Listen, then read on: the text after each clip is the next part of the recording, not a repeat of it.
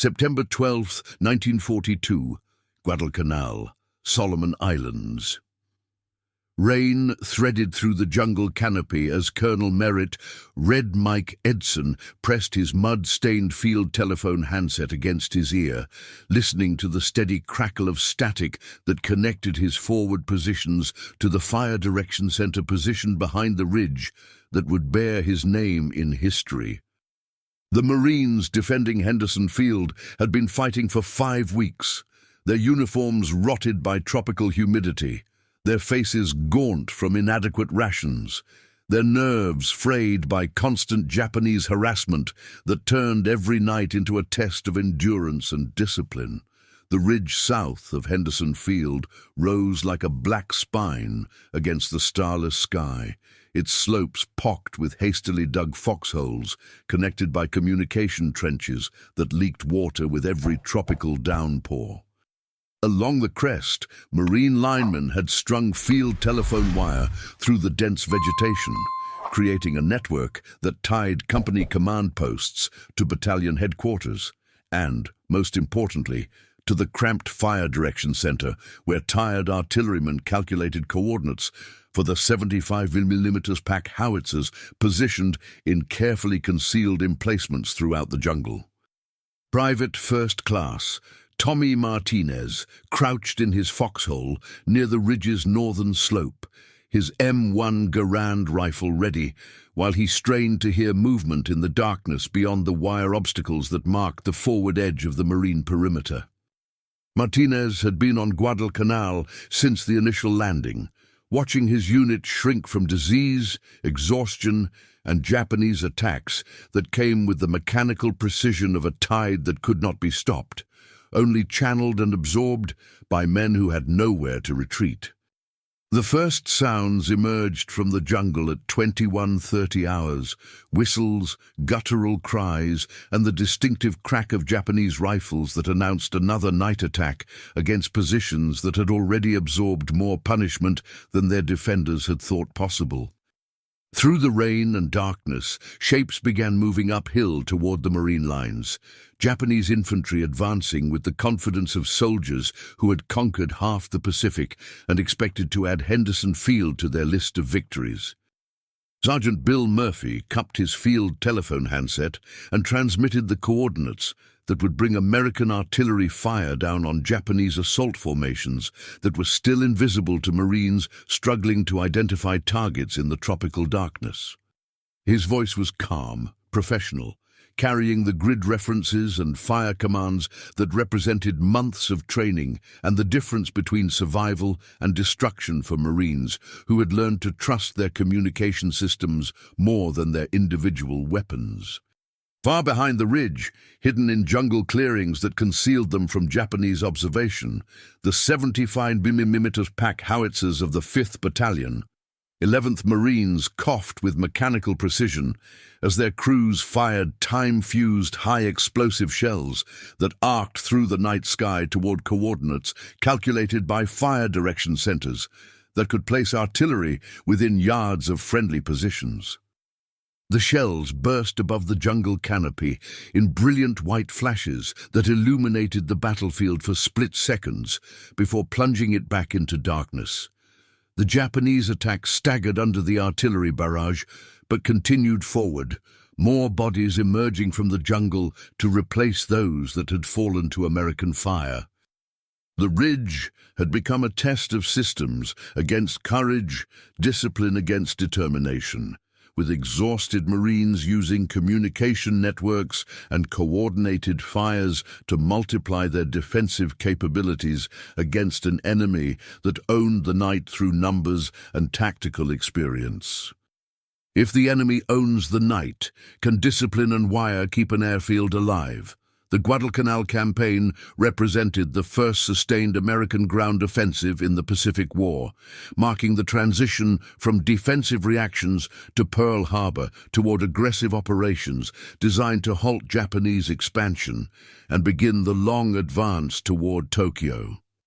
Henderson Field, captured during the initial Marine landing on August 7, 1942, had become the symbol of American determination to hold the first piece of Japanese-conquered territory reclaimed by Allied forces, but its retention required defeating Japanese counterattacks that threatened to overwhelm exhausted American defenders.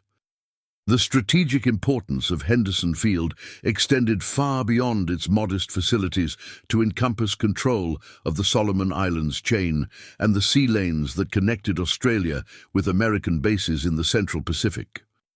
Japanese possession of an operational airfield on Guadalcanal would enable aerial interdiction of Allied shipping while providing a forward base for renewed offensives against Allied positions throughout the South Pacific theater that could reverse the strategic initiative gained through victory at the Battle of Midway. Japanese forces had been massing for weeks to recapture Henderson Field through coordinated land, sea, and air attacks that would demonstrate Japanese capability to conduct complex amphibious operations while regaining the offensive momentum that had characterized their military operations since Pearl Harbor. The Japanese plan emphasized night attacks that would neutralize American advantages in firepower and air support while exploiting Japanese superiority in individual soldier training and small unit tactics that had proven effective throughout the Pacific Campaign. The Marine defensive positions around Henderson Field reflected American tactical doctrine that emphasized coordinated fires, communication networks, and systematic defensive procedures rather than individual heroism or static defensive lines that could be overwhelmed by determined attackers. The defensive system integrated infantry positions with artillery support through field telephone networks that enabled rapid coordination of fires while maintaining flexibility to respond to changing tactical situations. The 75mm pack howitzer had been designed specifically for operations in terrain where roads were non-existent and traditional wheeled artillery could not be deployed effectively.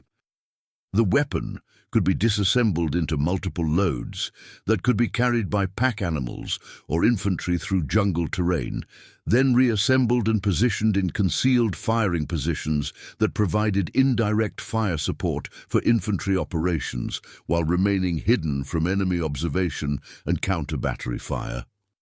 American artillery doctrine emphasized pre-registered fires on likely enemy approach routes, enabling rapid response to infantry requests for fire support without the time-consuming procedures required for unplanned targets.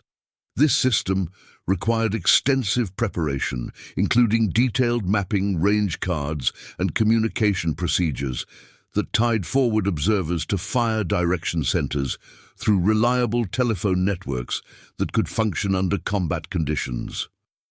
The communication systems that supported Marine defensive operations represented significant advances in field telephone technology and tactical procedures that enabled coordination between widely separated units while maintaining security against Japanese interception or disruption. Marine linemen had learned to install and maintain communication networks under combat conditions while developing redundant systems that could continue functioning despite battle damage or equipment failures. The integration of machine gun positions into the defensive system reflected American understanding of interlocking fires that could create killing zones without requiring continuous manning of exposed positions. Machine gun teams had carefully surveyed their sectors of fire while establishing range stakes and reference points that enabled accurate engagement of targets during darkness or limited visibility conditions that characterized most Japanese attacks. The mortar support available to Marine infantry included both 60mm and 81mm systems that could deliver indirect fires at shorter ranges than artillery while providing immediate response to infantry commanders who needed to suppress enemy positions or break up forming attacks. Mortar crews had pre-registered fires on likely enemy assembly areas while maintaining stocks of illumination rounds that could reveal Japanese movements during night attacks. The psychological preparation of Marine defenders reflected realistic training that had prepared them for the isolation, exhaustion, and continuous stress that characterized defensive operations against an enemy that possessed tactical initiative and could choose the time and place of attacks. Marine training had emphasized small unit leadership, communication procedures, and fire discipline that would enable effective defensive operations even when higher headquarters could not provide detailed guidance or immediate support. American logistical capabilities enabled sustained defensive operations through regular resupply of ammunition, medical supplies, and replacement personnel that maintained unit effectiveness despite continuous combat stress and attrition. The logistical system had adapted to jungle conditions while developing procedures for moving supplies through difficult terrain under constant threat of Japanese interdiction. The intelligence available to American defenders included information about Japanese capabilities, tactics, and likely courses of action that enabled defensive planning and preparation of countermeasures. However, the specific timing and direction of Japanese attacks remained uncertain, requiring defensive systems that could respond effectively to threats from multiple directions while maintaining overall perimeter security.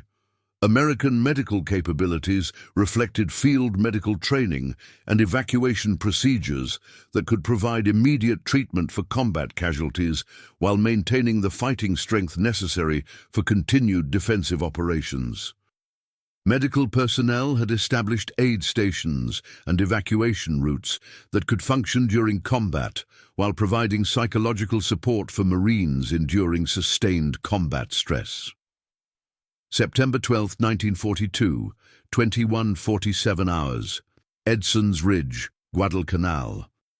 The first Japanese probing attacks materialized from the jungle darkness as small groups of infantry tested American defensive positions through limited advances that sought to identify weak points and defensive procedures without committing major forces to decisive action. Marine outposts reported movement to their front, while requesting permission to engage targets that remained difficult to identify in the rain and darkness that provided concealment for both sides. Lieutenant Colonel Edson coordinated the initial defensive response from his command post positioned behind the ridge crest, using field telephone communications to direct defensive fires, while maintaining contact with subordinate units that were reporting increased Japanese activity along multiple sectors of the perimeter. The communication network enabled rapid information flow that provided Edson with tactical intelligence while allowing him to coordinate fires and reinforce threatened positions before they could be overwhelmed.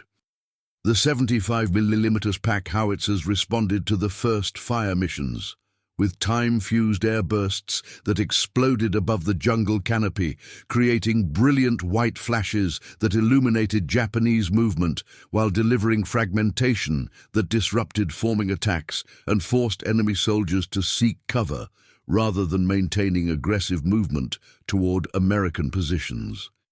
The airbursts provided both physical and psychological effects that multiplied the defensive value of relatively light artillery pieces. Japanese tactics emphasized infiltration and close assault that would bring their forces within range, where superior individual training and small unit coordination could overcome American firepower advantages. The Japanese advance continued despite artillery fires, with small groups moving through the jungle while maintaining communication through whistles and verbal signals that coordinated their movements toward designated objectives on the American perimeter. Marine defensive fires increased in intensity as forward observers identified larger concentrations of Japanese forces moving through approach routes that had been pre-registered for artillery fires. The Fire Direction Center processed multiple fire missions simultaneously while calculating shell trajectories that would place fires close to friendly positions without endangering Marine defenders who were requesting immediate support to break up Japanese attacks. At 22:15 hours, the probing attacks intensified into coordinated assaults as Japanese companies advanced toward multiple points on the American perimeter, seeking to identify the main line of resistance while preparing for larger attacks that would exploit any weaknesses discovered during the initial phase. Marine companies reported increased pressure along their fronts while calling for artillery support that could disrupt Japanese coordination and reduce the effectiveness of their assault preparations. The pack howitzers shifted to direct support missions that placed fires within 100 yards of friendly positions, requiring precise calculation and communication to avoid friendly casualties while delivering maximum effect against Japanese forces that were attempting to close with American defenders. The artillery crews had trained extensively for danger-close missions that required split-second timing and absolute accuracy under combat conditions. Japanese forces continued advancing, despite increasing casualties from American defensive fires, demonstrating the tactical determination and individual courage that had characterized their military operations throughout the Pacific Campaign. However, the coordination of American fires was beginning to disrupt Japanese tactical plans that depended on maintaining momentum and concentration of forces against specific objectives. At 23:30 hours, the main Japanese attack began with coordinated assaults against multiple sectors of the American perimeter, supported by mortar fires and direct fire weapons that sought to suppress American defensive positions while assault groups advanced to close combat range. The intensity of Japanese fires indicated that this was the main effort rather than continued probing operations, requiring immediate American response to prevent breakthrough. Marine companies began falling back by bounds to secondary positions that had been prepared behind the initial defense line, maintaining communication with artillery observers while conducting fighting withdrawals that preserved unit integrity and enabled continued coordination of supporting fires. The withdrawal was conducted according to predetermined plans that maintained defensive coordination while shortening the perimeter to more defensible positions. The pack howitzers delivered final protective fires that created a barrier of steel fragments and high explosive that Japanese forces had to cross to reach American positions. These fires were pre-planned and could be called with simple code words that enabled immediate response without detailed fire missions that might be disrupted by communication difficulties or battle damage to telephone lines. Lieutenant Bob McKenna, commanding Company B, 1st Raider Battalion, found his positions under heavy pressure from Japanese forces that had penetrated the initial defensive line and were advancing toward the ridge crest, where Henderson Field's survival would be determined. McKenna's radio calls for artillery support were answered within minutes by 75mm fires that walked across the battlefield with mechanical precision, guided by forward observers who remained in contact despite intense Japanese pressure. The Japanese assault reached the secondary defensive line at 0.45 hours on September 13th, forcing Marines into close combat that tested individual training and unit cohesion under conditions where supporting fires could not be used without endangering friendly forces. Marine squads fought with rifles, bayonets, and grenades while maintaining contact with adjacent units and higher headquarters through communication systems that continued functioning despite battle damage. At 01:30 hours, Japanese forces achieved local penetration of the American line, forcing Edson to commit his reserve forces while calling for maximum artillery support to seal the breach before Japanese forces could exploit their advantage.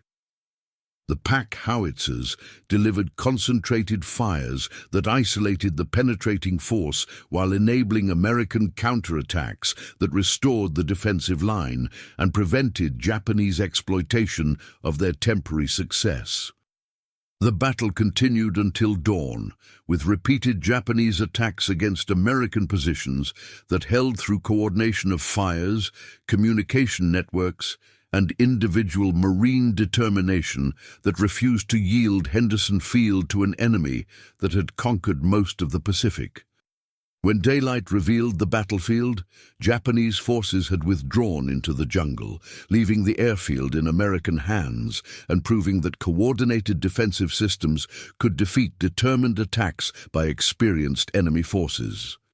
Dawn on September 13, 1942, revealed the terrible cost of the night's fighting as Marine stretcher teams moved across Edson's Ridge, collecting wounded defenders, while ammunition bearers restocked machine gun positions and mortar crews with the ordnance that had sustained the defensive victory.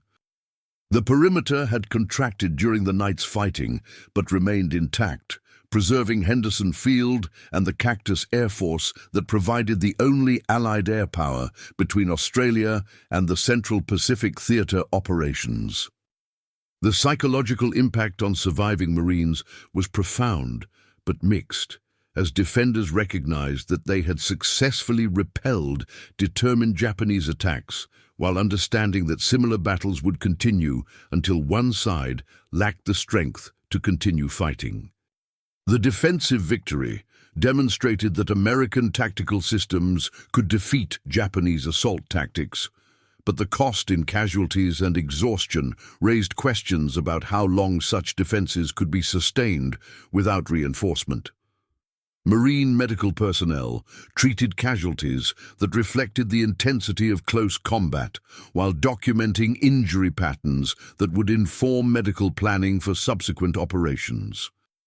The medical statistics revealed that American defensive fires had been effective in reducing Japanese assault capabilities, while Marine training and equipment had enabled survival rates that exceeded expectations for infantry combat under such challenging conditions.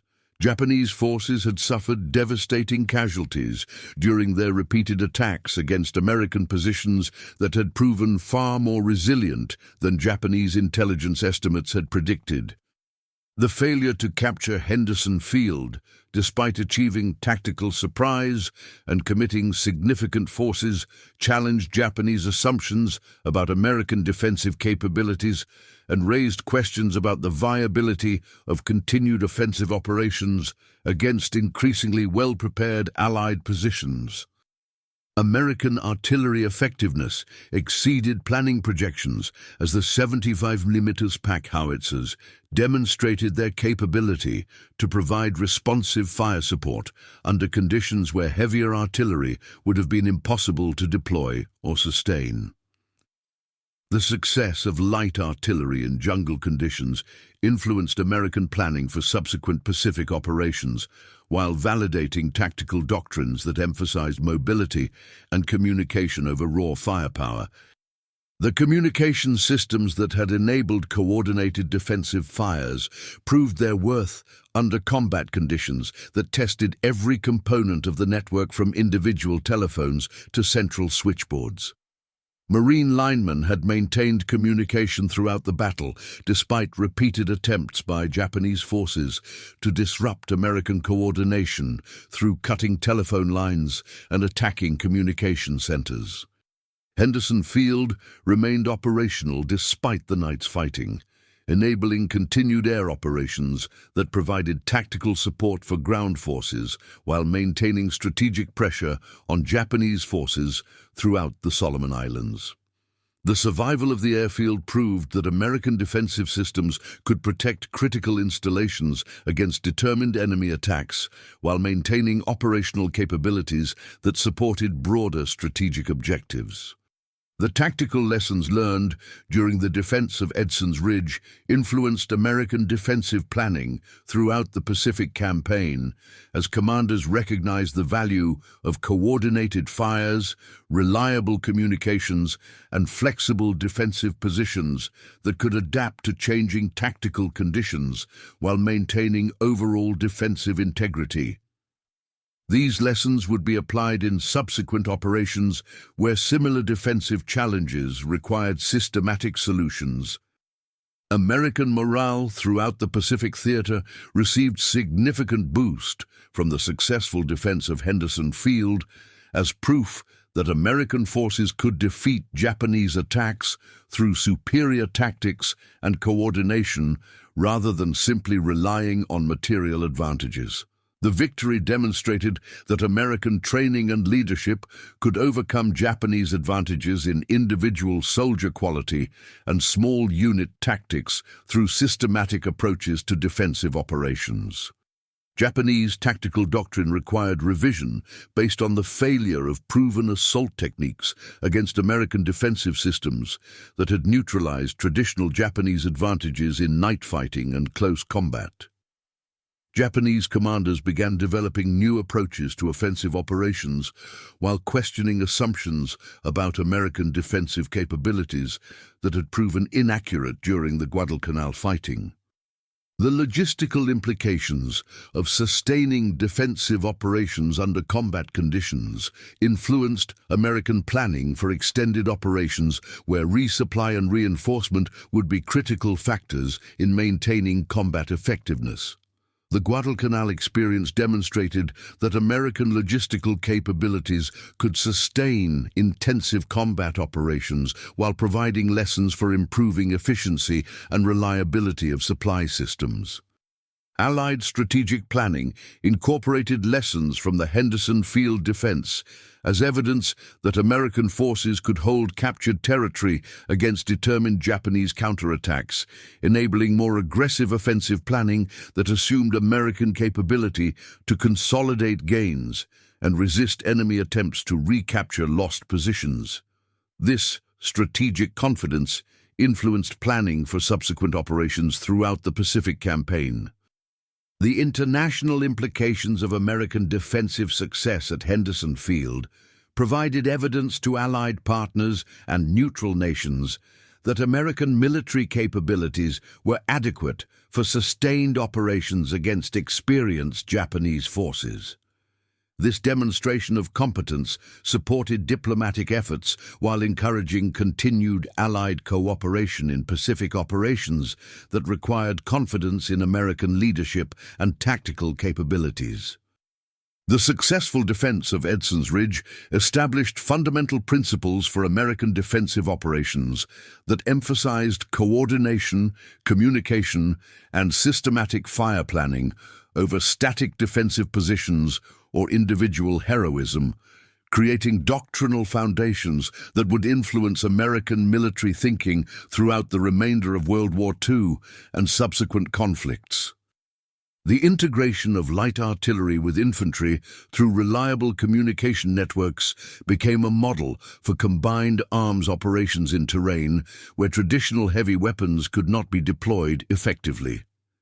The 75mm Pack Howitzer proved its value as the optimal weapon system for Pacific operations where mobility, reliability, and rapid deployment were more important than maximum firepower or range. The weapon's ability to be disassembled and transported through jungle terrain while maintaining accuracy and effectiveness established design requirements for subsequent light artillery development that emphasize portability without sacrificing tactical capability. American communication technology demonstrated superiority over Japanese systems through reliable field telephone networks that maintained coordination despite battle damage and deliberate enemy attempts at disruption. The redundant communication systems developed for jungle operations influenced military communication development while establishing American advantages in tactical coordination that multiplied the effectiveness of available firepower and personnel. The tactical integration of artillery fires with infantry operations through forward observers and fire direction centers created systematic approaches to fire support that enabled precise delivery of indirect fires within yards of friendly positions. These procedures required extensive training and communication reliability that reflected American institutional capabilities while demonstrating tactical flexibility that exceeded Japanese coordination abilities. The pre-registration of artillery fires on likely enemy approach routes and assembly areas established tactical procedures that enabled immediate response to enemy attacks, without time-consuming fire mission planning that might delay critical support during rapid tactical developments.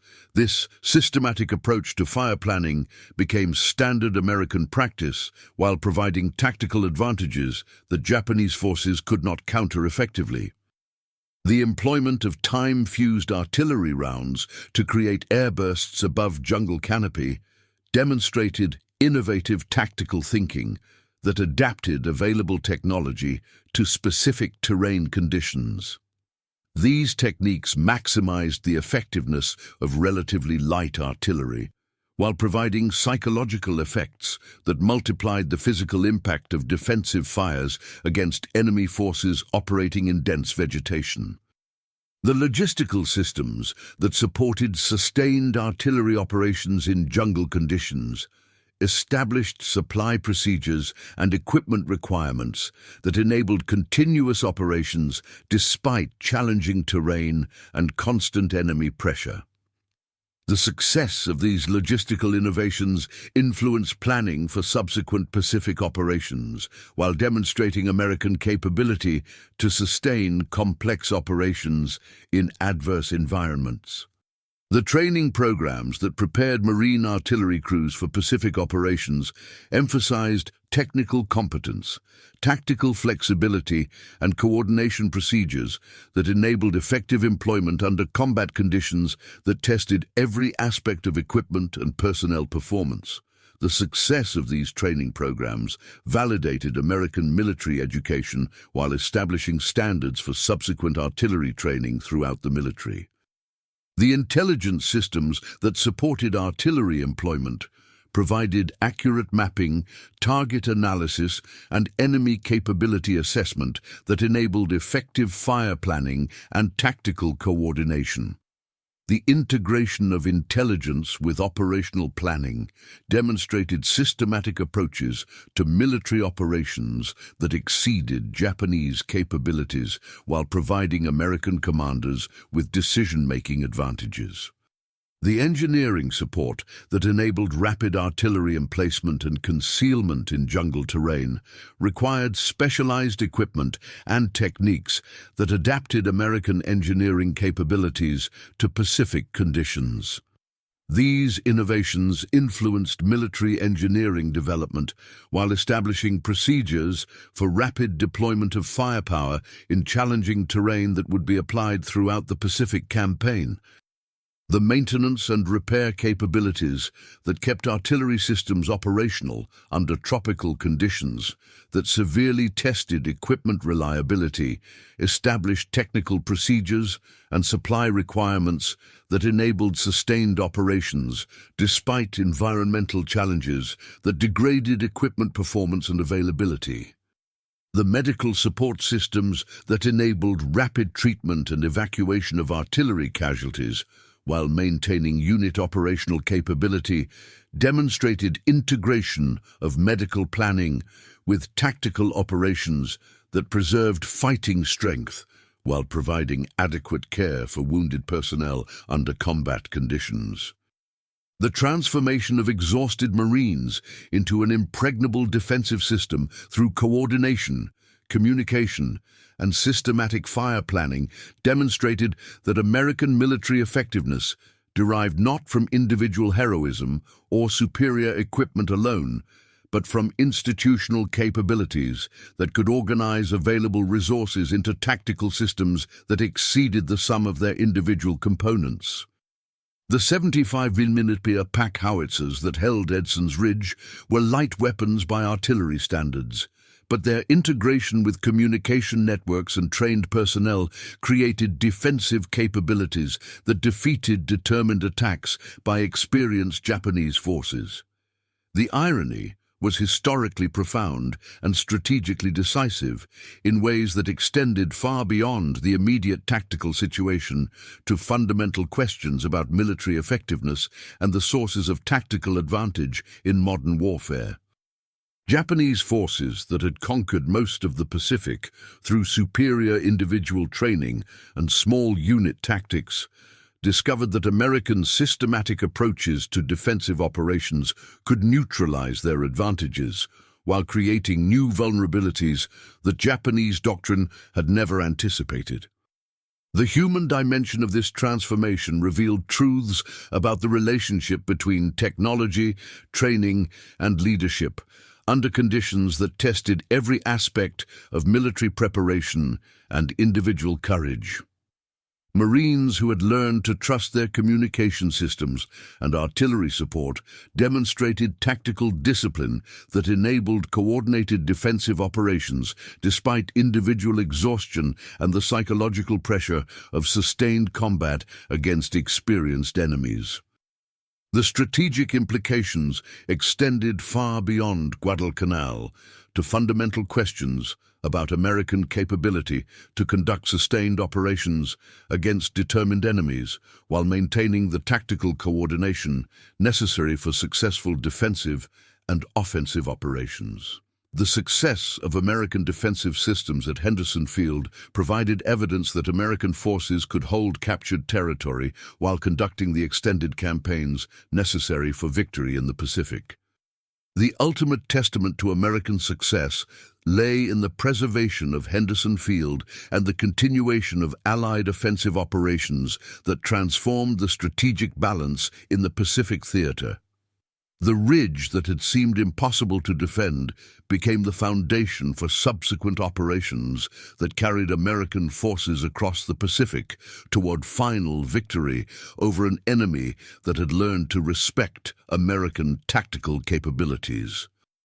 History often remembers the great ships and planes that dominated Pacific warfare, but victory at Guadalcanal was built from voices on field telephone wire, stakes driven into jungle soil, and light artillery pieces aimed with precision that turned defensive positions into systematic killing zones.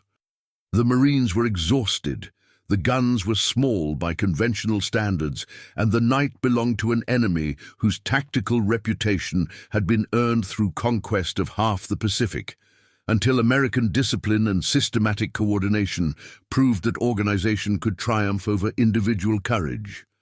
The lesson transcended immediate tactical success to establish principles that would guide American military operations for generations, that superior systems could overcome individual disadvantages, that communication and coordination multiplied available firepower, and that institutional capabilities could create tactical advantages that exceeded the capabilities of superior individual warriors.